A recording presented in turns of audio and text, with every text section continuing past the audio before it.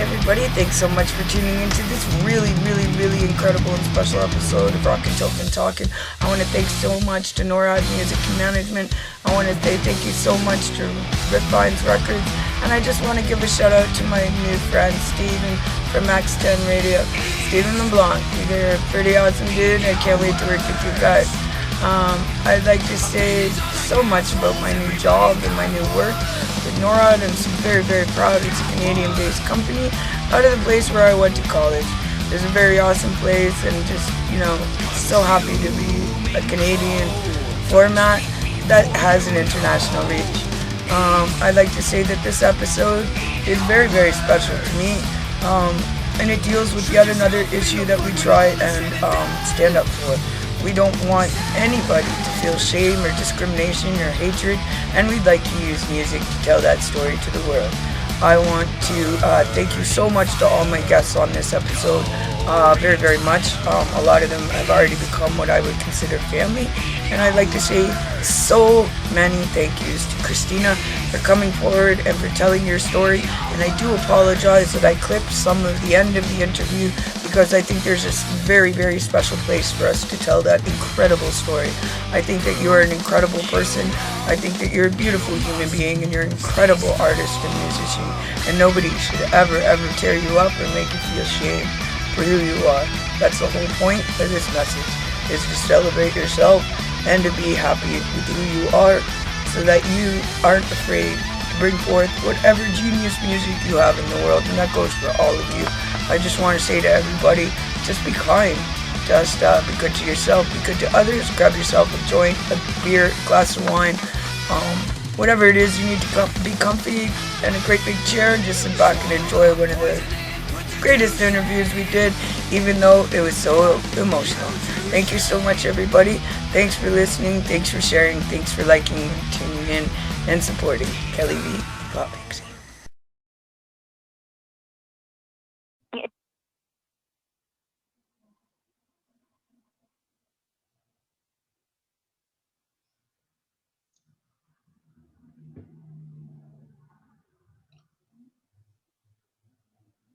Hello, Christina.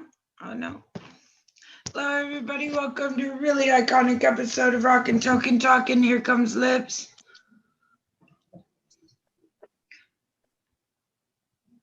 Hi, Christina. How are you? Hi, Kelly. Hi. Just letting everybody in. There's a whole bunch of people joining us. It always takes us 5 minutes because nobody's as prepared as us ladies, right? Like, honestly, come on. How are you all the way from Germany? Great. How are you doing? Pretty good. What time is it over there? It is 10:30 p.m. Wow. Thank you for joining us so late. Welcome, Lips. How are you? I'm okay. What's up? Late? Not too much. We have people. What do you mean late? This is Christina. She's joining us all the way from Germany, where it's 10:30 at night right Germany. All the way. Okay, everybody's connecting. How are you, Lips? How was your day? Grass cutting. Grass cutting, yeah. Before it starts raining. Finally got it to start. There we go. Oh, welcome, Joe Sims, again from Mastr. Nice to see you. How are you? Hello. Hi. We're waiting for Ben to connect. Where's Larry? Right. Oh, There we There go. you are. Hey, brother. How are you? Oh, that's a living. Going, my friends. Hello. I'd like to introduce Christina. She's joining us all the way from Germany. Wow. A little bit about yourself and your band. And then we'll talk Thanks for to having Joe. me. Yeah. Go ahead. So this was a question. Sorry, it was a little bit bad. What's your audible. band, and tell us a little bit about yourself? And Okay. Well, hello guys. Yeah, my name is Christina Olemon. I'm 31 years old, playing the guitar since 21 years now. Started to play the guitar when I was 10 years old. And currently I have my side band, which is named Being Alive. Alive is in quotation marks, is beautiful. Yeah. because that's well, it was kind of accidentally formed back in 2017 when I experienced great depression, and just to avoid me being jumping in front of a train, I was creating that band, which I just wanted to scream out my frustrations I had back in these days. Well, I recorded this album, and I thought to myself, okay, well, there's no guitars. It's only bass and drums and me screaming. But I figured, well, you just recorded all the songs, so you better should put it out somewhere, release it, and yeah, bada boom, people dig it over the world. And so, yeah, that's my side band. And currently I'm mainly a guitar player. I play blues, I play metal, I dig anvil totally. I know anvils since I'm playing guitar. And yeah, pretty inspired me. So as Megadeth and other stuff, and Pantera, I'm a huge Dimebag fan and Zakk Wylde fan. I got him tattooed here on my arms. And well, I wanna start out my real band, which will kind of be Motorhead and Black Sabbath, kind of mixed with blues on Those are steroids. good things. You can't get You've joined the anything wrong complete against those two family. names, man. Pardon, Lips? You can't say nothing wrong about Motorhead or Black Sabbath, that's for sure. Hell no. Wait a minute. Absolutely. Wait a minute. I got to show you my arm. Wait a minute. Because I know Lips will dig it. I know it. Can you see that? Aha, nice. Oh yeah, of course. And here's my Zakk Wylde. I got the Cowboys from Hell here. And then there's some CZ Top over there, CZ Top, some Typo Negative, and yeah, well, I don't know if you can see it. There's my Dimebag. Nice. Really beautiful. Yeah. Okay, yeah. I want to comment on a lot of what you said. Number one, I'm an ex-tattoo artist who got ill and could no longer tattoo. So I started doing interviews and concert promoting, and I chose the second hardest job in the world, right? You know, and it's going really, really well. Ever since I met Lips, it's just been one Motorhead connection after another all the way around the world, and it's completely incredible. Joe, you are with Mastr, right, brother? Yep. And you're a Pure Steel member. Yes. Okay, this is a very significant part of today's episode because I've just got a job as of 3 days ago with NORAD Music as the manager and PR representative and signing scout. And as of today, I have signed 38 bands. Whoa. Wow. You ain't messing around. Been given the complete blessing of Bob Mitchell, which you've had the chance to meet, Lips, to represent and offer the services to every single Pure Steel band. I am opening my arms up to you, Christina. You know that Sex of Witchcraft is already on board Ben, there's no question, you guys. We're the first ones to actually say yes, to scout the contract and say, this is good. I want to be part of it. So in 3 days, that's what we've done. And it all started with you, Lips. And I can't thank you enough. I don't know what I did. You started this dumb show. Tagging along, showing up every Friday. What am I doing? What did I do? He says, what did I do? The other lovely thing about NORAD Music is they're going to syndicate this show across Roku, Comcast, and all kinds of wonderful TV platforms. Oh, that's great. Reaching a viewer syndication of over 50 million people. I told you Bob Mitchell would set you up. Oh, Bob Mitchell. Yeah, I know. And it's just been one epic person after another. But it's all down to NORAD Music, who, weirdly enough, another 6 degrees of separation, is from the town I went to college in, a very small town in East Coast Canada. So it's a Canadian thing as well, with all kinds of UK and US people under them. And that's been the main heartache of my entire story and page, is and shows, is that as one small person, how do I share this with the entire world? I'm able to pull in the entire world and get them to connect and listen and talk and share and hear their stories. And it wasn't until, this week that that happened. So I'm really, really honored, guys. Thank you for being here, each and every one of you. Yeah, thanks for doing this. Give us something to do. Give the musicians a way a forum to talk to each other. I look forward to this. This is a great time in the week to meet with other musicians and talk about what's going on in different parts of the world. Yep. I want to thank you again, Lips, for introducing me to Jackie Chambers, because she's one of those bands with Cyteria. And Tony Dolan is really interested with Sabatinario and Venom. So this is something that I just can't get over. It's like I've been seizing up and crying, and I haven't left my computer. Yesterday, I spent 16 and a half hours without eating or basically going to the bathroom. Oh, God, I'd explode. Right? Yeah. It's been a blessing, and I think that it's amazing, Lips, that you stay so humble always. You're like, what did I do? Who am I? You're always amazed at the idea that you're as famous and wonderful as you are, and I love that. Oh, that's nice. Oh, you really are. I mean, Come on, man. It's Really humble. He's no, blushing. it's epic, and once it gets rolling and you really, really see, I think, Lips, that this is something that's going to be really, really powerful. And like I said, right now the world is hurting so bad.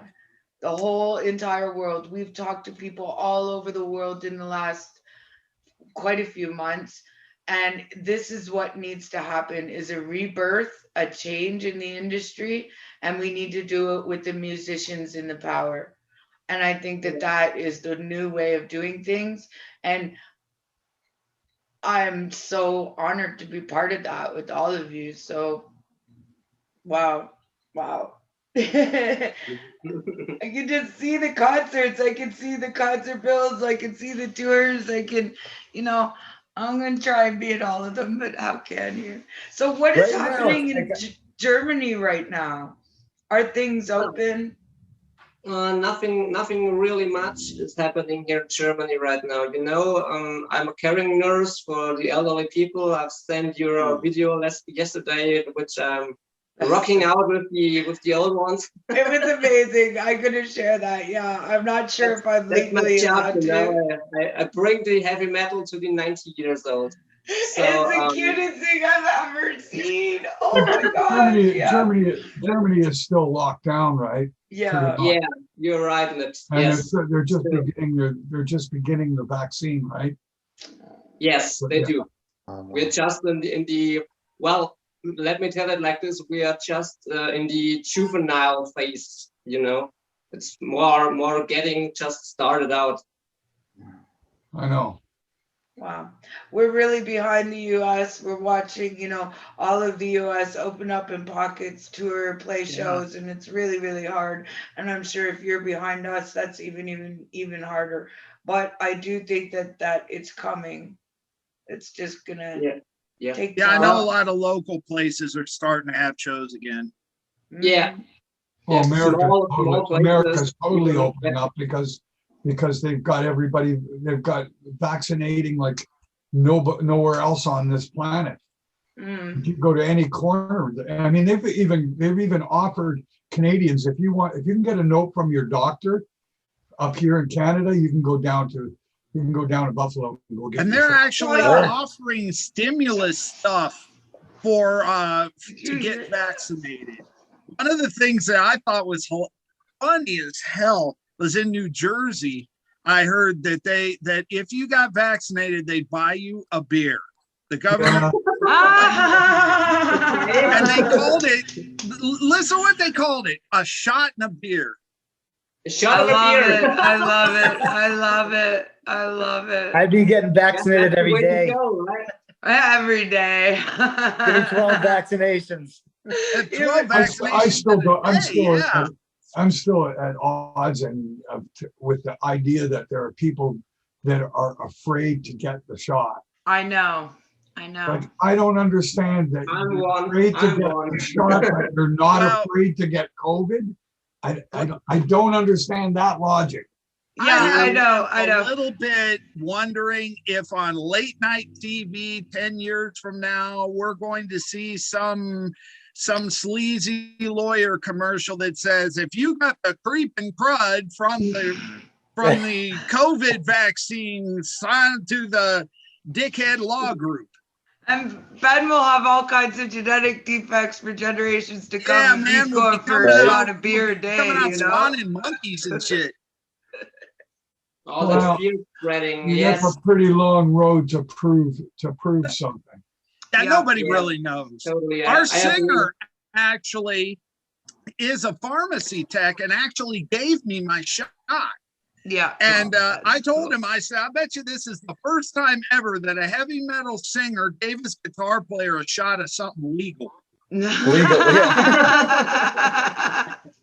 It's definitely been done before, but legal, I don't know. That's brilliant. That's brilliant. Speaking of epic stories like that, Pentagram just joined as well. I'm to call them right after this. Nice. That's an incredible story. And I think, you know, it's a story that is so common throughout the industry, you know, depression, suicide, drug use, all of these things come through my page and story, and it's part of the activism of awareness that I really want to raise, and I think it's a powerful story. But I just wanted to ask you guys, what are you working on musically right now? Like, Lips, what are you doing these past few weeks? Me? Yeah. I'm finishing the work that I got to do before I go in and record in August. That's all. Do you think What are you guys doing? Scratch tracks? You getting songs ready? Pre-production? Yeah, I recorded all the basic tracks at the studio with a Tascam 2-track digital thing. Put it into a multi-track thing on my computer here in my room here, and track vocals with using my webcam. Oh, yeah. I can't wait.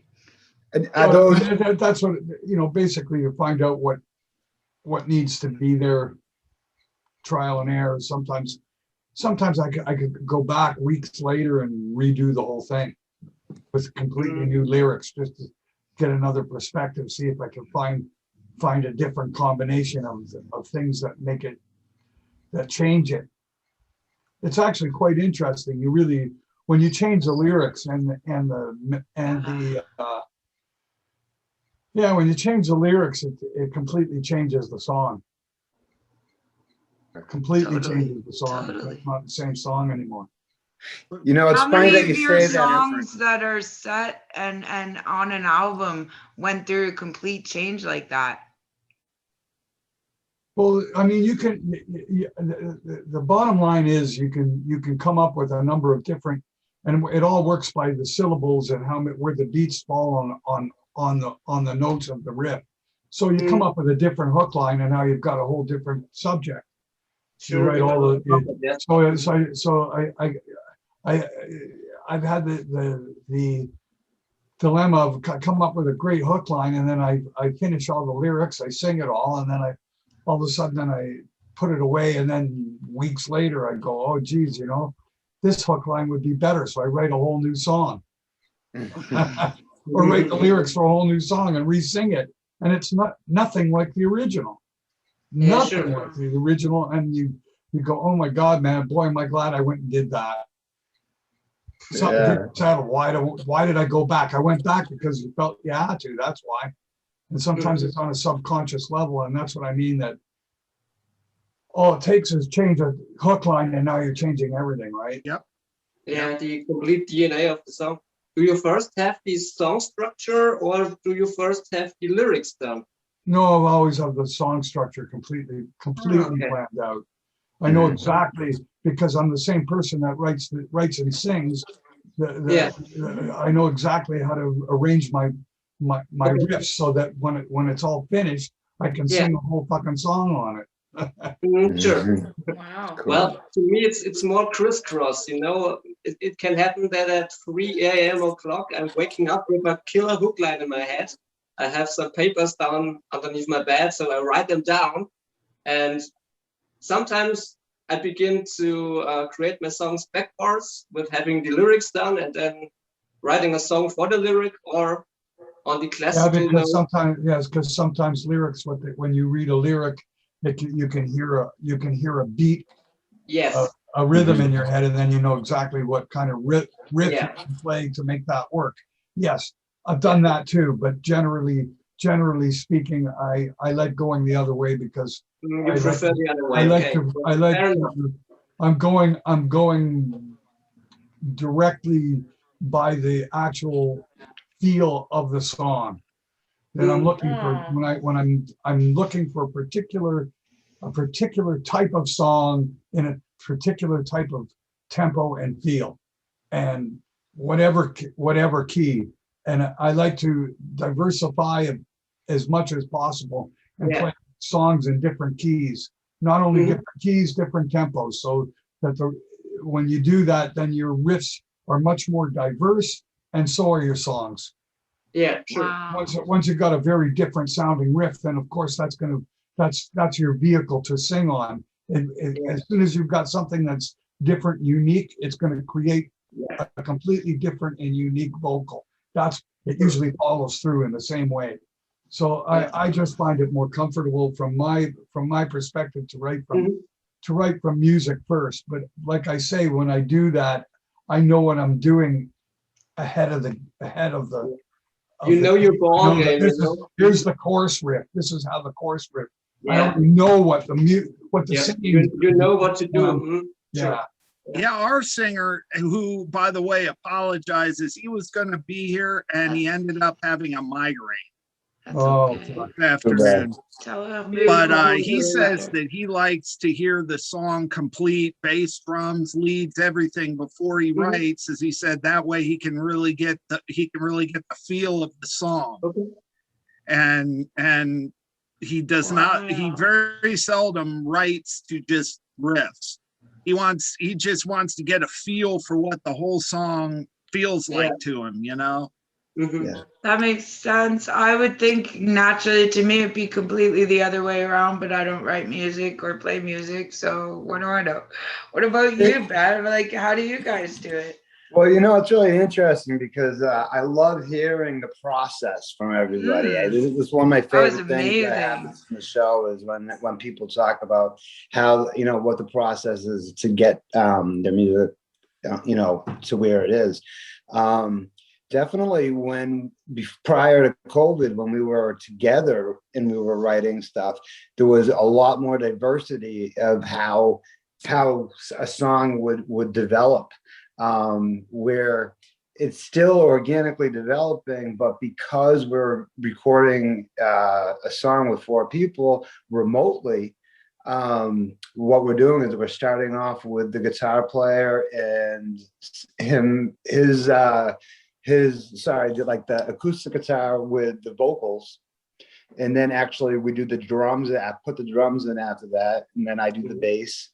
And then the guitar and anything else after that. So because everything has been, you know, online, we've had a very specific way to do it that's worked pretty well so far. But I definitely, being together, you know, we missed that, you know, but we've been able to make it work. And I think a lot of people have.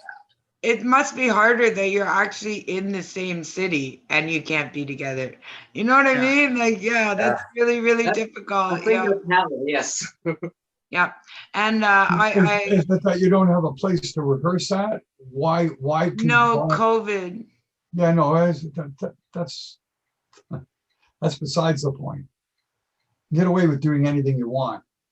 Well, you Not a can. police state. Honestly, it's no problem to me because I have my own recording studio at my home, and with my bands, I record everything on my own. I do the drums, I do the bass, I do the guitar, I do the singing. So it's basically all on myself. So yeah. Technically, you know, we're not supposed to go next door, visit the neighbor, go visit your mom, go visit anybody. We're really not supposed to. It is like officially it turned summer, like all of a sudden within the last week, and everybody is outside mingling and hanging out and gathering. And you know, I mean, you just can't stop it really. Yeah, sure. But I know I'm not sure why the reasons are. Why you can explain that if you want to, Van. Oh, why we don't get together? Mm-hmm.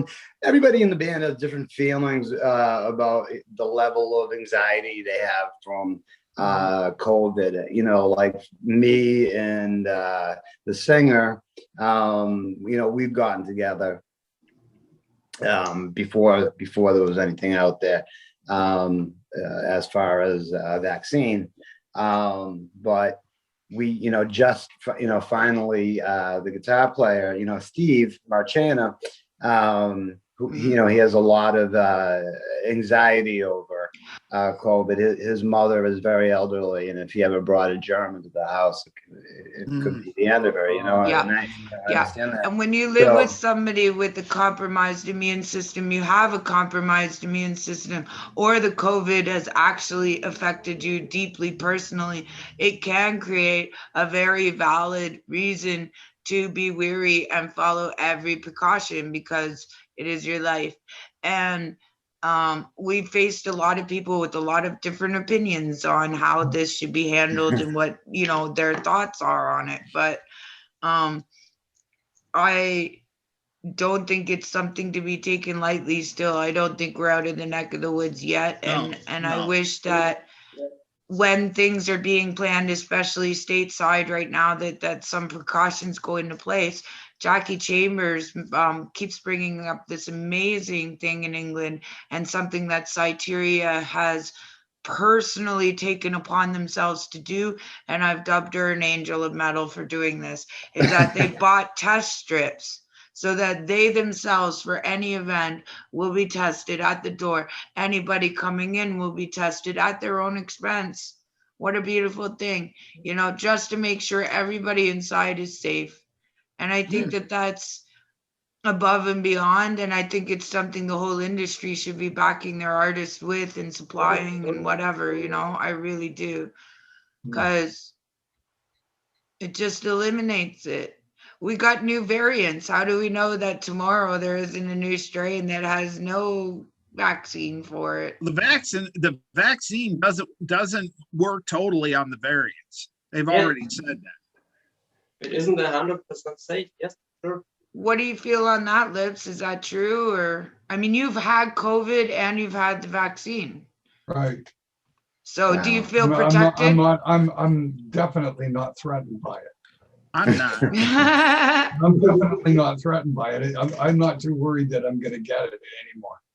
But you're not definitely long gone. So you just want the world to having return said that, everybody should be getting the vaccine. I don't see it as an option. I think it's more of a necessity. Period. Yeah. You need to do it, man. Why would you want to? Why would you? See, the thing is, when you haven't had it, it's an unknown, and for some reason, some people really walk around with this feeling of I'm invincible. It's not going to happen to me. Yeah. It's the same. It's the same philosophy and same train of thought as the heavy tobacco smoker. A guy who smokes 3 packs of cigarettes a day is in complete denial that he's even addicted. Yeah, sure. Okay. Don't leave forever. It's exactly the same thing, because at the same time you tell them, why don't you quit? you know, by smoking, you're probably going to die. It's going to kill you. And they're going, it's not going to happen to me. Yeah. Happens to everybody else. I'm going to live till I'm 100 years old. Oh, and yeah. I'll smoke through my Yeah, whole life. Watch. It's like Yeah. the thief who says, I'll never get caught. That's Do you right. know what my friend Well, said? it's a much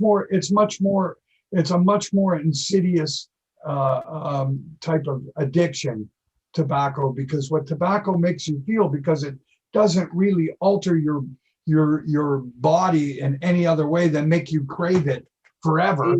Yeah. It's not something that you're seeing it as changing my perception of things or changing my making me stoned or changing anyway. Our So guitar, what it is, a guitar it's just player in a something I band do. I used to be It's in just kept something trying I to quit do, smoking, and he couldn't. And he yelled this like a couple of times at practice. He's like, I can't believe I'm spending all my fucking money on something that don't even get me stoned. Yeah. But you know what? If after you quit smoking, you don't actually realize what addiction really was. Yeah.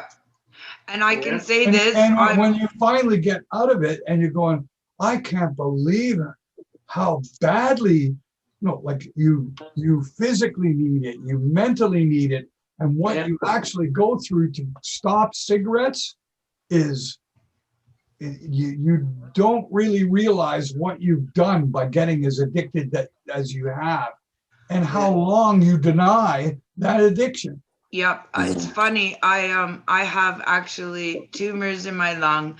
I have many rare diseases, very, very sick. Smoking gives me a minute bit of pleasure. You know what I mean? I know that's horrible to say. I have a stress-based disorder that's very life-threatening. So like every time I've tried to quit, it's been unbelievably difficult, like unbelievably. I've tried every quit method, Chantix, all the drugs, and they have varying degrees of success. But what it comes right down to it with any addiction is you have to be ready to do it. You really have to be ready to do it. And you Now, have to do it for and what you yourself, mean not by because that- somebody else wants you to. Yeah, no, you got to. It's a self-determined. Yeah. It's like alcohol, drugs, anything. Yeah. And you probably need help with it, and I'm not ashamed to say that. I will say this. I don't produce what's called corticosteroids. Tobacco does do one medical benefit. It raises your aldosterone levels, and it does give you a little bit of pleasure. So like you need that to live. So that has been my argument. And then my other argument is, but who would want to live forever? Like think about it. Who really wants to be? Listen. 110. No matter what you say, and what you can, and I will not and refuse to lecture anybody on their cigarette or not cigarette choice. I won't. It's none of my business. What you do to yourself is your own business. What I did to myself was my own business, and I didn't like when somebody tried to tell me whether I should or shouldn't be smoking. I never. Oh, did they do it because you're a singer? Did they say you shouldn't smoke because you're a singer a lot? Yeah, and just being a smoker, why you smoking, man? Fuck, that stink. There's always the pressure to quit smoking. Do you think it You're a affected smoker. the overall sound? Where can you go and have a cigarette? Yeah. You're always ostracized. Go outside. Get the fuck out of here. Yeah, Go to LA. 8 blocks Go away to from LA, man. anybody They in the don't middle even of nowhere is where They you're don't allowed even to want you on the smoke. street.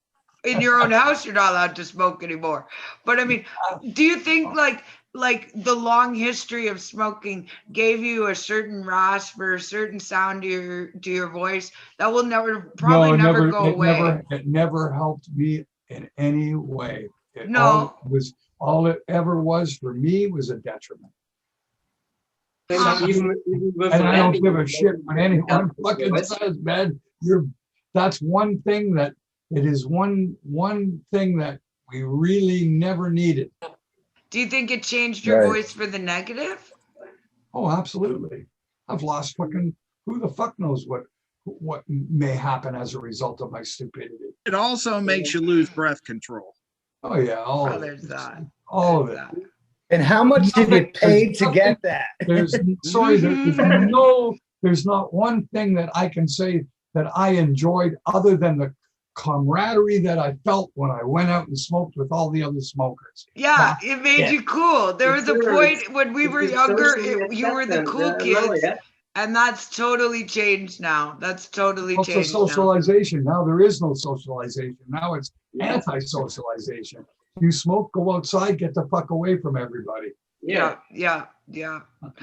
I remember when you could literally smoke. They had a smoking section at the end of every hospital wing. Yep. So it's like I a can remember square, that too. and there's a bench in the middle, right? And it's just wafting into rooms, open rooms, and like that was the best. Like It's in funny to watch hospital. old TV shows and think about how, like on game shows, people would just smoke on the game shows, Yeah. and Yeah. Johnny Carson would be sitting there smoking a cigarette the whole time. It was just the normal thing, Movies where people did. doctors are like operating or doing something, or like a woman cooking or something, Yeah, it Dr. was Kildare that with his bad. cigarette. Yeah. My Or the favorite is if doctor's you just see like those smoking old and they're cigarette sitting there. commercials and they say doctors recommend Pall-Mall for digestion. Here's something. My friend's mom, she said they wheeled on the little cart when she had her baby, beer, because they thought it thinned your blood. It was good, right? So you got beer, cigarettes, and magazines every day wheeled to you for 2 weeks in a cart, and like you just sit there, smoke a beer, and like and breastfeed your kid. And this is like the 70s versus today, right? I don't know if we've come a long way or gone backwards. I really don't, on so many levels. This is Back and circle, forth, a big back and circle. forth. In circles, yeah. She probably left a lot less stressed out than most parents, but I just we only got like 5 minutes. Is there anything you guys wanted to talk about? I wasn't sure, Christina, if you wanted to talk about your personal story a little bit more, or a little bit more Sure, about yeah. you. Yeah. And this is interesting, Ben, in connection with Penny, I think I was trying to get them both on the same show at the same time, which is always nuts. We'll do it. Well, Go what do ahead. you want to hear? What is interesting about me? Well, obviously you're exceptionally wonderful, but you mentioned before you started your band, you were at a really depressive, sad point. Is that Okay. part of your personal transformation journey? actually, Christina, I wanted to tell you that I can totally relate to what you're talking about, what you talked about before, because I'm recording guitar for our new album to a click track on my portable studio. And recently I've lost someone, and a lady I'd been living with for 10 years had liver cirrhosis and passed away. And we were homeless for 2 months. And through that whole thing, the only thing that got me through it was working on this album. That was the only thing that kept my mind centered and kept me from just completely losing it. Yeah, Yeah, I was it's so therapy. gonna ask you about that after. I didn't know either what's cool to bring up and what's not. I had talked to Christina about this point all week. I'd love to do an interview with you, Joe, personally, with Ben again. But Christina, could you finish the question? I can, yeah.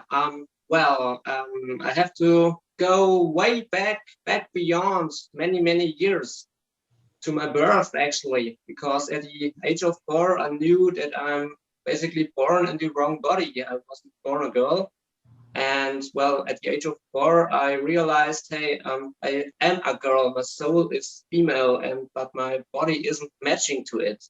So, well, at kindergarten, I really felt it, because the teachers are always telling me, go to the boys' play, or go to the girls' corner and play. And I had to play with puppets, and I had to play the daddy. And I wasn't thinking, no, I'm not the daddy.